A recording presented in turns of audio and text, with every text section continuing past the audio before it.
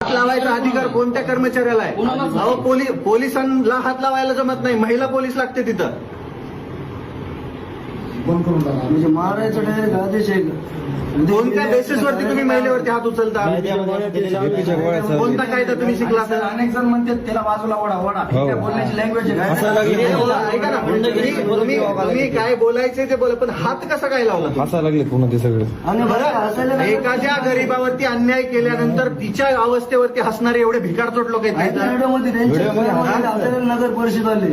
हा, त्या प्रत्येकावरती कारवाई झाली पाहिजे, प्रत्येक जण जेलमध्ये पाहिजे, प्रत्येक जणावरती गुन्हा दाखल पाहिजे. आज तुमची फक्त निलंबनच नाही का, महिलेवरती हात उचलला असतं काय? बरं, वयाचा आदर करायचा ना, महिलेला हात लावायचा अधिकारच नाही कोणाला. कदाचित त्यांना आई नसेल सर, असा काय प्रकार असेल.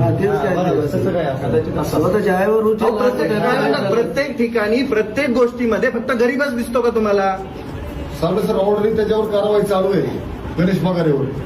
बरं, सक्तीच्या रजेवरचा माणूस आदेश कसा काय देऊ शकतो? मग तुम्ही पण तेवढेच दोषी आहेत त्याच्यात. महिलेवरती हात कसा काय उचलला? तेच सांगतोय, त्यामुळे मी हे सगळं नोटीस दिले. आपण कारवाई नोटीसने काय, ऐका ना, हे बघा, कॉग्निजेबल ऑफेन्स आहे. महिलेवरती हात उचलणं, तिचा विनयभंग करणं कोणी अधिकार दिला?